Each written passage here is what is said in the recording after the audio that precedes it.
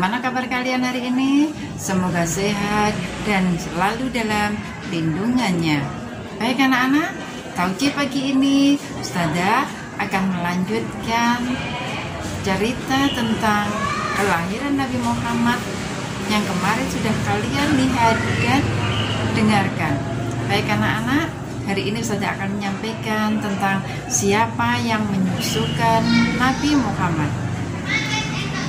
Baik, pada saat itu di kalangan bangsawan Arab sudah berlaku tradisi yang baik, yaitu mencari wanita-wanita di desa yang bisa menyusui anak-anaknya. Anak-anak disusukan di pedalaman agar terhindar dari penyakit, memiliki ilmu yang kuat, dan bisa belajar bahasa Arab yang murni di daerah pedesaan. Tidak lama kemudian, di Mekah datanglah serombongan wanita dari kabilah Bani Sa'ad mencari bayi untuk disusui. Di antara mereka ada seorang ibu bernama Halimah binti Abu Zu'aib. Suamiku, panggil Halimah, tahun ini tahun kering.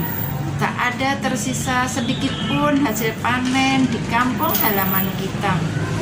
Lihatlah, unta tua kita tidak lagi menghasilkan susu, sehingga anak-anak menangis sepanjang malam karena kelaparan. Semoga kita mendapatkan bayi seorang bangsawan kaya yang dapat memberi kita upah yang layak dan bisa memperbaiki kehidupan kita, jawab sang suami. Namun harapan mereka belum terkabul. Hampir semua bayi bangsawan telah diambil oleh teman-teman rombongan mereka.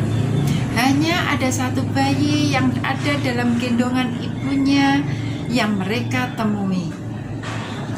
Namanya Muhammad, kata Aminah kepada pasangan tersebut. Ia anak yatim, tinggal aku dan kakeknya yang merawatnya. Halimah dan suaminya saling berpandangan. Mereka enggan menerima anak yatim karena tidak ada ayah yang dapat memberi mereka upah yang layak.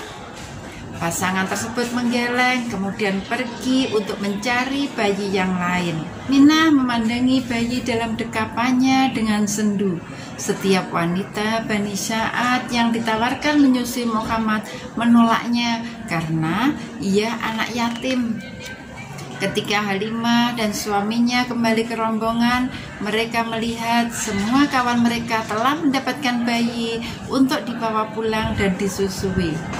Melihat hal itu, Halimah berkata kepada suaminya, "Demi Allah, aku tak ingin mereka melihatku pulang tanpa membawa bayi. Demi Allah, aku akan pergi kepada anak yatim itu dan mengambilnya. Tidak salah kalau engkau mau melakukannya. Semoga Allah memberi kita keberkahan melalui anak yatim tersebut." Nah, begitulah anak-anak. Kemudian Halimah dan suaminya kembali menemui Aminah dan membawa Muhammad ke dusun mereka.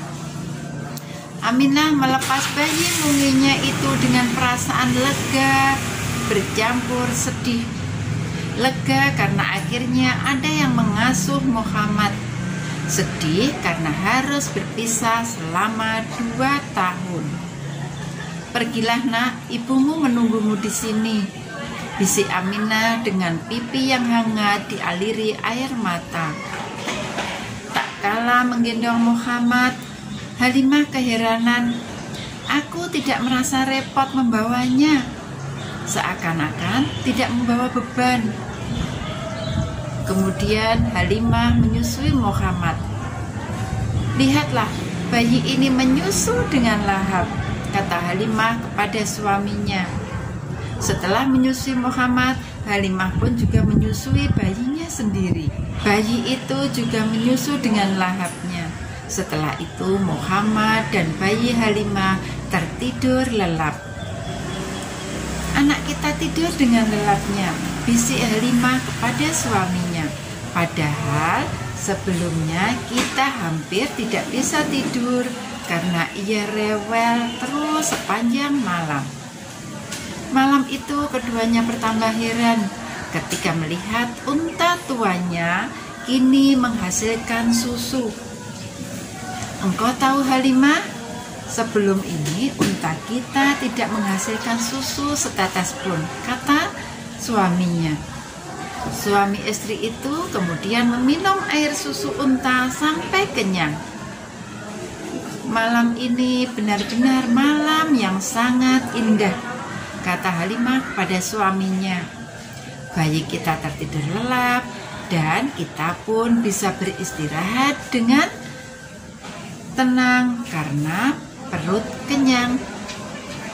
Demi Allah, tahukah engkau Halimah? Engkau telah mengambil anak yang penuh berkah. Demi Allah, aku pun berharap demikian.